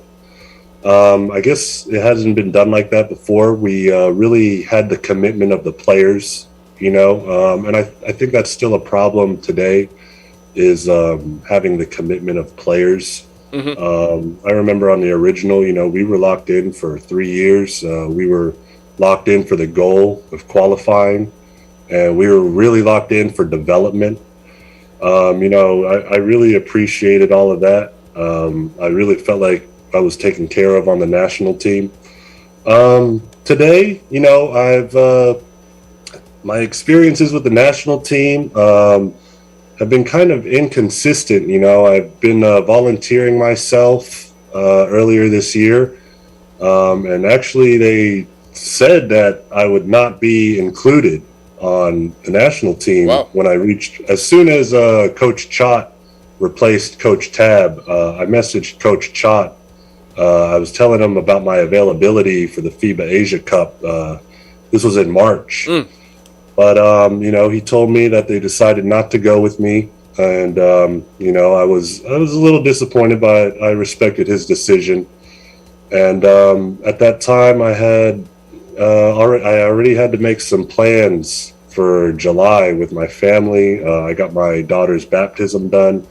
But at the last minute, they kind of asked me to join, about like 1 week before the tournament. And at that time, it was already too late for me. I'm still willing and able to volunteer myself for the national team. It's something I've been very public about, that I want to help with the World Cup. I've been saying this since 2020. So hopefully I'll be able to be included on the national team again, because like you said, being one of the original Gilas members since 2008, there's nothing more I want to do than give back to everyone and the opportunities that I've been given thanks to that. Is that part of the provisions in your contract that will allow you to play for Gilas in the national team? That's no problem. They will let their players go play. That's not something they won't stop players from playing for their national teams, because these leagues actually take a break as well during this time, because they have players.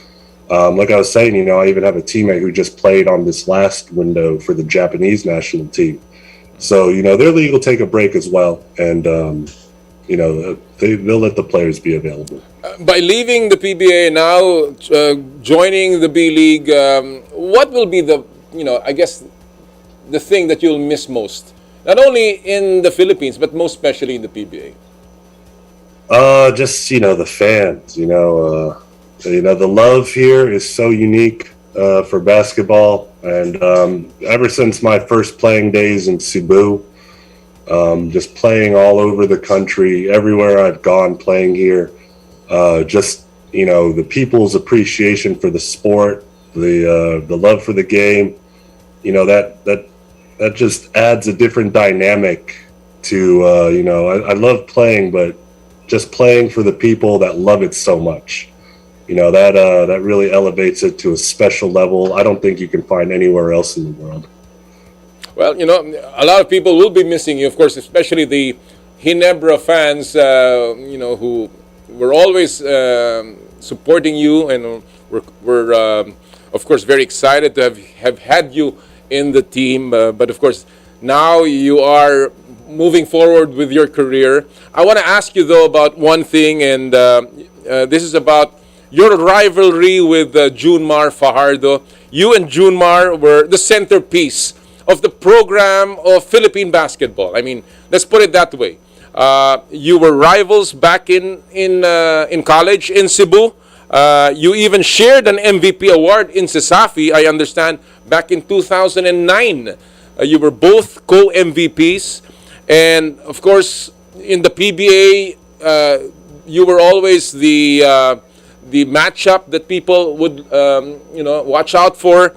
Now, Junmar seems to be continuing his career. He's on his way to perhaps another MVP.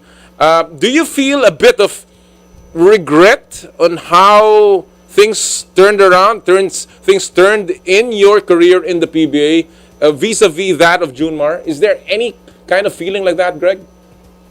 Absolutely not. I've always stayed true to myself. My development as an individual player, I'm very happy with. And I'm happy with my situation now going to Japan. I can always just at the end of my career know that I always did the right thing and stayed true to myself, and just really enjoyed playing basketball. At the end of the day, I've if I were to stop right now, I could say that I was proud of the career I had. But personally, I know I still have many more years ahead of me, and I'm not even close to being done at this point. Excellent.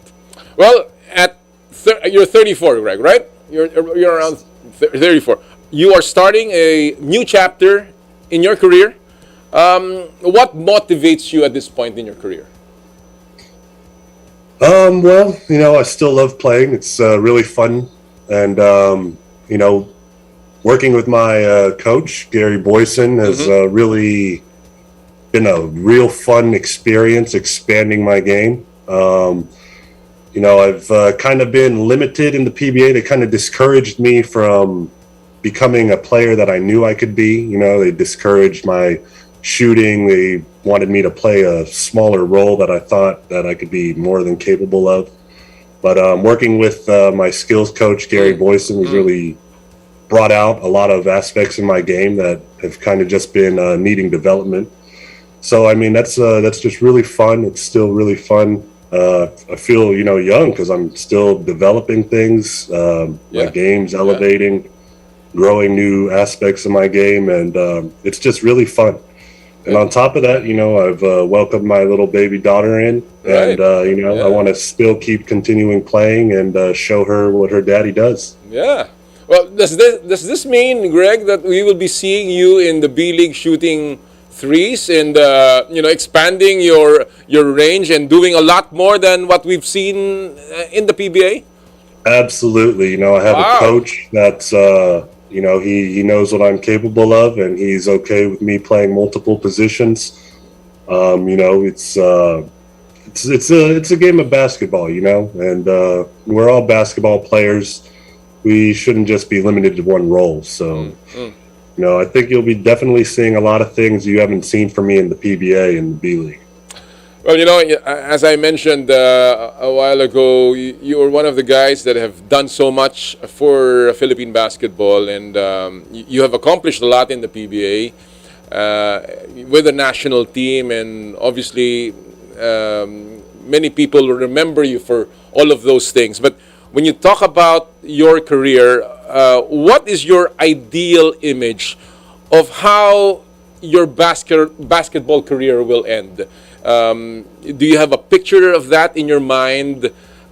Is it still in the PBA? Is it outside of the game? Is it outside of the PBA?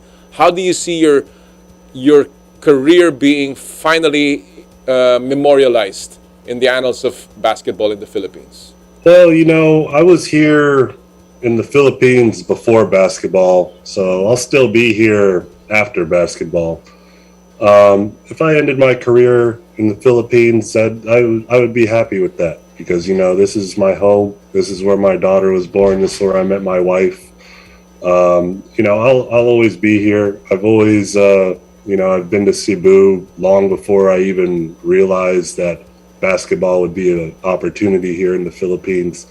And even after I'm done playing, I'll still be here in the Philippines. So hopefully, I would love to still continue with the national team. I'd love to just give back to Philippine basketball because it's been so good to me. Well, Greg, we wish you all the best in your trip to Fukuoka, and of course your stint in the B League. We will be watching your game, of course, and looking out for those threes and maybe slashing to the paint. But more than that, I think you'll stamp your class in the B League because you are a true gentleman on and off the court. Greg, I've always been a big supporter, and I will continue to be. And I wish you all the best. Thank you, Kom. I really appreciate it. All right. Thank you so much, and I'll see you soon. Mga kaibigan, walang iba po kung hindi si Greg Slaughter, ang ating pong 7-foot giant of the game. Of course, he's now packing his bags and hoping to play dyan po sa Fukuoka sa Japan very, very soon. At ating pong aabangan yan. But again, as he mentioned, andun pa rin po yung kanyang pagnanasa. He still wants to end his career in the PBA. Very revealing words from Greg about, his relationship, of course, with his past team, feeling that there was no one really there to take care of him and to do a closure at the very least. At nakakalungkot po yan dahil kahit paano may naiambag si Greg sa kanyang mga koponan. Mayroon siya na itulong. He was able to help them win championships. It's just unfortunate that it had to end this way. Hopefully, it will not. Sana nga makabalik pa siya. But again, he has also opened his heart and his time for Gilas. And hopefully, that knock on the door will be answered. Dahil madalas tayo naghahanap ng player . Bakit naman hindi natin bigyan? Lalong-lalo na yung mga kaya pang maglaro. Subukan man lang, di ba? Hindi naman masama kung siya ay bibigyan ng pagkakataon. Alright, mga kapatid, we will take a quick break. Sa amin pong babalik, makakasama po natin ang, acting coach ba?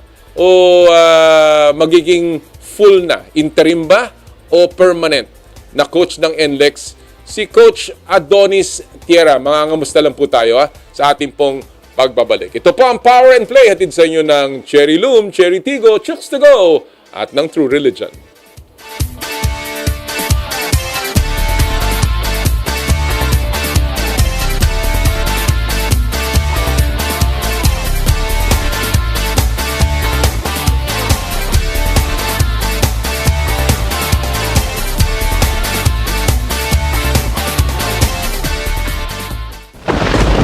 Kailangan ko na naman palitan ng bubong ko, pare. Mag-iisang taon pa lang yan. May tulo na kagad. Ay, bossing! Baka naman kasi hindi matibay yung ginamit nyo. Dapat ang gamitin mo ay Cherry Loom, ang yerong aluminum. Basta yero, Cherry Loom. Tibay protektado sa pangmatagalang yero. Humanda na sa mas pinatinding tapatan ng lakas ng tatlo. Tuloy ang laban sa PBA 3x3 Season 2. Simula September 10 sa One Sports at PBA Rush. Mukhang kailangan ko na naman palitan ng bubong ko, pare. Mag-iisang taon pa lang yan. May tulo na kagad. Ay, bossing! Baka naman kasi hindi matibay yung ginamit nyo. Dapat ang gamitin mo ay Cherry Loom, ang yerong aluminum. Basta yero, Cherry Loom. Tibay protektado sa pangmatagalang yero.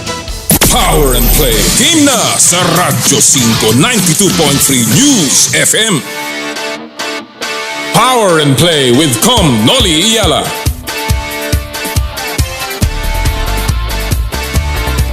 Nagbabalik po tayo sa Power and Play. Sa totoo lang po mga kapatid, ito medyo babanggitin ko na to. Umuo po sa atin ngayong araw pong ito si Simon Enciso at saka si Robbie Herndon mula sa San Miguel Beer. Hindi ko po alam kung ano nangyari at hindi na naman sila nagising. Ganyan din po nangyari dati kay Jamie Malonzo doon po sa Northport. Puro po yan mga player na nag-confirm sa atin po dito. Kaya pagpapasensyahan nyo na po. At mabuti tayo nabigyan ng pagkakataon ng ibang mga tao. No? Pero again, hindi ko po alam kung meron pong nangyayaring kababalaghan. Lalong-lalo na sa mga nagpapatakbo ng mga kupunan. Pero sana po ay bigyan ninyo ng pagkakataon dahil gusto naman nilang magpakita ng suporta sa ating palatuntunan. Meron po tayong pagbasa lamang doon sa ating mga nagpadala ng kanilang komentaryo doon po sa ating pinupulsuhan ng bayan. Ito po yung, ano bang roster change ang gusto nyo makita? Sa mga kupunan ng PBA, sa inyong mga paboritong kupunan, sa pagpasok po ng Commissioner's Cup. Ang Commissioner's Cup may import, at makakasama rin po dyan yung Bay Area Dragons, mula sa EASL. Sila po ay maglalaro sa Commissioner's Cup. So it should be a very exciting conference. Ito pong simula ng Setyembre. Para kay Chini Cabaltera, sabi niya, para sa akin, pinakadapat maayos talaga dyan yung pagiging balanse ng mga players dahil sa sobrang daming import ng ibang team, nawawala ng chance na import na palang tingin nila doon, humihina yung iba. Mula kay Rosa Moore, sabi niya, I'm an SMB fan, I want to change. Is the PBA matching to be fair? Okay, sabi niya. Puro mukhang pagkakapantay ang gusto nilang mangyari.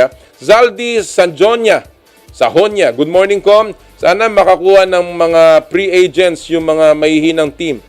Free agents, yung mga mahihinang team like Terra Firma, Blackwater, Phoenix, para naman at least makasabay sa mga elite teams. Mula kay Agustin Cabaltera, gusto ko sana magkaroon muna na sila ng exhibition match para mas kahiligan ng mga Pilipino yung PBA, kung sa NBA may Team West at East friendly match. Alam ko, sabi ni Commissioner Willie, ito yatang third conference, magkakaroon na ng All-Star. So, abangan po natin yan.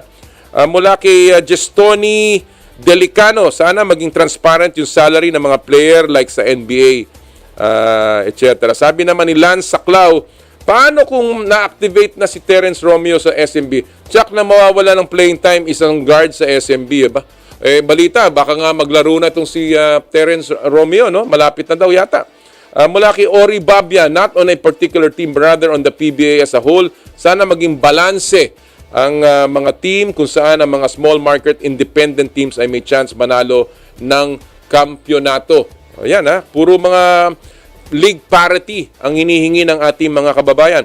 Mula kay Cian Marco, bago magsimula yung next game, sana gusto sana makita na maglaro lahat ng best players ng PBA para maengganyo ang mga PBA fans. So, naglalaro naman po lahat ng mga magagaling. Si John Paul Santos, wala nasa SMB lahat ng player na magagaling. Yung bench player po ni pwedeng starting 5 sa ibang team. Sana bawasan nila iti-trade sa farm team. Wag naman, no? Mula naman kay Paul Ryan Castillo, syempre po, Barangay Ginebra dahil makapaglaro na si Jeremiah Gray with Justin Brownlee. Malakas yan. Si Art Castro, sabi niya, I hope mag-materialize yung Malonzo trade. Rumors to Ginebra para mas magandang future niya at ng team. Naku, lalo pang lalakas ang Ginebra. Gestoni Delicano, sana makapasok na ang Chooks to go sa PBA para meron namang independent team. Mula kay Ann Nugid, laban ni Labador versus Gako. Yun. Mula kay Dagan, kung may kakayahan na baguhin ang sistema ng PBA, sir, mas makakabuti balik ang sigla ng liga at mas interesting sa mga manonood. Wala po akong kapangyarihan doon. Mula kay Edgar Blas, I would say I want to see James Schaap donning his jersey, especially at this point of his twilight of his career sa Pure Foods franchise. Not only that, I wish Pinoy Sakuragi, Mark Pingres, and Super Sub PJ Simon at the coaching staff of Magnolia. Mula naman kay Joshua Vizca, kailangan ng Ginebra ng backup big man kagaya ni para kila Japet at Sistan. Yun lang naman, lalaro rin naman si Jeremiah Gray. Jeffrey Safe, sabi niya, Ginebra fan here. Maganda ang pagbabalik ni Coach Yeng sa Rain or Shine. Yes, tama po yan. Maganda roster niya, mix ng young blood at veteran. But if you want to get his former ROS players like Kinyahan, Jeff Chan, Paul Lee, a reunion with ROS, maganda makita uli. Tama po yan. Talagang, again, congratulations nga pala kay Coach Yeng sa pagbabalik niya sa Rain or Shine. Nung isang araw lang, nakausap natin last week si Coach Yeng at sabi niya, open siya. By a day after or 2 days later, nando na, may announcement na siya ay nasa Rain or Shine. Of course, si Coach Yeng, kagaya ni Greg Slaughter, marami pang ibubuga yan. Kaya maraming pahihirapan ang Rain or Shine. Para kay Jamie Castillo, para sa akin, 3 SMC teams, parang Ginebra at SMB naging priority. Paano Magnolia, ganung 3 MVP teams yan. yung TNT at Meralco priority pero hindi NLEX. Edgar Blas, hindi, nabasa na natin yan. Of course, yan, marami pa pong nagpadala sa atin ng kanilang mga komentaryo, pati po sa Twitter. Sabi ni 19 Krug Kid, Barangay Inebra should add 1 or 2 more shooters for the team. Yung kasi ang kulang sa kanila, kaya minsan kinakapos sila sa dulo ng laro. Well, ang dami pa pong mga pag-uusapan tayo tungkol dyan sa mga pagbabago ng PBA as we start the Commissioner's Cup. And talking about the Commissioner's Cup at mga pagbabago, well, kasama po natin ngayon ng umaga ang taong namumuno muna sa NLEX. Siya po ay kasamang dating assistant coach at ngayon ay interim coach ng NLEX Road Warriors. Kasama po natin via phone patch, walang iba kundi si coach, ang veteranong coach at kaibigan natin, Coach Adonis Tierra. Uy, live pala. Coach Adonis, magandang umaga. Ay, good morning, Commissioner. Chairman pala. Chairman Noli, sorry. Maraming salamat, Coach Adonis. Unang-una, salamat sa oras na binigay mo. At least ikaw madaling hatakin. Alam ko galing ka sa practice, kaya ako'y nagpapasalamat sa iyo. Very quick lang, Coach Adonis. Kamusta ang status ng NLEX? Kamusta po ang team ninyo? Right now, what coaching started before, tinutuloy ko lang. Tuloy-tuloy lang yung ginagawa namin para hindi mawala sa focus yung mga bata. At the same time, yung concept ni coach, nandito pa rin naman. Meron lang konting mga adjustment. Okay. Ang tinutukoy mo si Coach Yeng, yung concept niya. Yeah, napakahirap kasi kung bigla akong papalitan at nag-usap naman kami ng mga fellow coaches ko na stay lang muna namin yung iba. Yung iba, nagkakaroon kami ng meeting with my fellow coaches na magkaroon ng adjustment na. Alright. Konti lang lang. Ang tanong kasi ng marami, Coach Adonis, is ano ba ang final decision? Marami siyempre nagtatanong kung meron na bang nahirang na permanent coach. Ang bali-balita ang management daw ng NLEX will take its time. Pero ano ba ang naririnig mo? And of course, ikaw ba ang magiging head coach, Coach Adonis? Honestly, marami akong nababasa sa social media. At the same time, nasa management yan, nasa higher level yan. Being an interim, tinitignan ko muna kung ano yung sitwasyon sa taas kasi wait and see muna ako as an interim coach. Thankful lang ako sa management dahil syempre yung giving opportunity as yung giving their trust to me para mag-organize, mag-lead at ituloy lang yung naumpisa. Almost before coach was umalis, almost 1 month na kami nagpa-practice din Okay. So, Coach, hindi ka naman iba sa head coaching at ikaw ay veteranong. Marami ka na rin nahawakang teams. Pero ikaw ba ay nagulat pa rin na so all of a sudden nawala si Coach Yeng at ikaw ngayon ang humahawak. Although sabi mo matagal na kayo nagpa-practice. Handa ka ba, Coach, dito sa bagong hamon? Medyo, siyempre, unexpected yung scenario. Medyo, siyempre, may konting adjustment, may konting pagbabago. Yun lang, I accept the challenge and siyempre, I try to lead the expectation ng management. Pero alam mo naman, ang basketball is a team game naman yan. Importante yung tulong ng mga coaches ko, fellow coaches, at the same time yung mga players. Siguro, ang trabaho ko lang dito is to make the better team. Kasi yung sabi nga ni Coach, tama naman si Coach, buo na yung team Ando na yung team, talagang solid na yung team. Konting-konti na lang. Alright. Coach Adonis, medyo nawala yata yung video ni Coach Adonis, no? Pero narinig pa naman tayo ni Coach. Coach? Yes. Okay. Coach, ang tanong ko lang is simple lang po.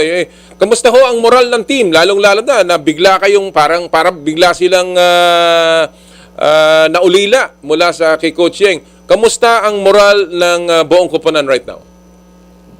Medyo nung first 2 days, 3 days, honestly medyo mababa talaga.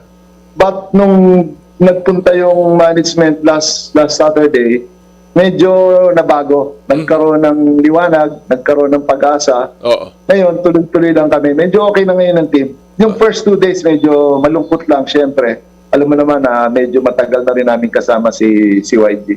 Oo. In terms of your import, kamusta naman ang import ninyo, Coach Adonis? Okay naman. So far, so good. Medyo nakaka-adjust na siya sa mga... Unang-una, medyo nag-adjust sa weather. Yung first week niya, medyo nagre-reklamo ng konti. Pero ngayon, okay na siya. Okay na. Okay naman. Maganda yung performance niya sa practice. Maganda yung suporta sa team at sa kanyang co-players niya. Meron bang, mga, sabi mo kanina, gagamitin pa rin yung sistema ni Coach Yeng, pero I'm sure ikaw rin, meron kang sarili mong konting adjustments, meron ba tayong makikitang imprint, yung style naman ni Coach Adonis Tierra dito sa kanyang bagong kupunan? Hopefully, meron naman mga adjustment at additional.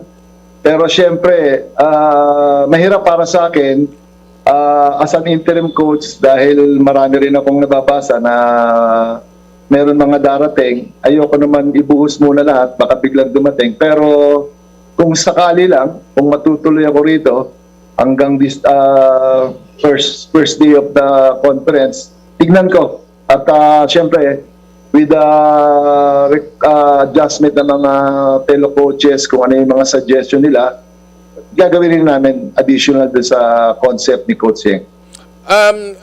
In terms of yung binabanggit mo, Coach, na baka may pumasok dyan, wala namang naibibigay na timetable sa inyo. In other words, wala namang sinasabi na malapit na. Wala rin namang sinasabing matagal pa. Wala namang binabanggit na management. Wala lang. Basta nagbilin lang ang management sa akin. Trabaho lang.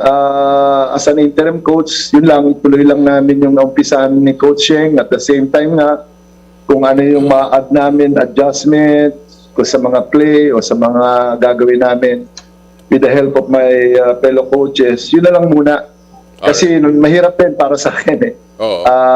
Wait and see muna ako. Pero tuloy-tuloy lang ang trabaho. Masaya naman ako sa suporta ng players na binibigay sa akin at tiwala rin. Well, Coach, alam ko malaking hamon ito para sa iyo, lalong-lalo na biglaan. But kilala kita, veterano ka sa PBA, veterano ka sa basketball, at marami ng pagkakataon na ikaw ay nangailangang mag-step in, ika nga, next man up, mula pa sa Santa Lucia at kung saan-saan. Talagang nandun ka lagi, Coach Adonis, at I am very happy for you. I hope hindi na sila humanap pa ng malayo. Andyan na yung Coach Adonis Tierra, but still, good luck sa pagsisimula ng Commissioner's Cup, lalo-lalo na sa NLEX Road Warriors, Coach Adonis. Thank you very much. Alam mo naman, I have been before the situation against as a head coach and interim. Parang deja vu yata itong situation na ito eh. Pero, siyempre, I accept the challenge. I accept the challenge. Thank you very much for inviting me here. Thank you. Salamat, Coach. Salamat. Yan po mga kaibigan. And congrats, Salamat, Coach Adonis. Chairman. Salamat.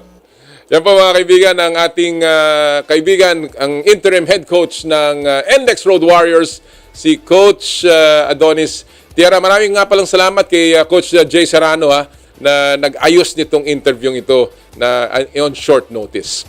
Alright, bago po tayo magtapos, babanggitin ko lamang ang mga nanalo ng ating Joyride Top-Up promo. Sila Joshua Vincent Vizca, Manidel Buenaventura, Chini Cabaltera, Cian Marco at si Princess Gozum. Congratulations, kayo po ay mananalo ng 1,000 e-wallet credits mula sa Joyride Super App sa ating Joyride Top-Up promo dito sa Power and Play. And that'll do it for us this morning. Ngayong Sabado po ng umaga, mamaya NCAA opening, punta kayo ng Araneta Coliseum. And of course, abangan na natin ang PBA opening very, very soon. Marami po salamat muli sa lahat ng ating naging mga panauhin at sa inyong lahat. At lagi po nating sinasabi tuwing Sabado, bawal ang masungit. At sa lahat po ng ating gawain, ad maiorem Dei gloriam, all for the greater glory of God. Happy Sports Weekend, mga kapatid! Kami po ang 1PH Teleserbisyo para sa Pilipino. Susunod na po ang inay ko po. More power, more play.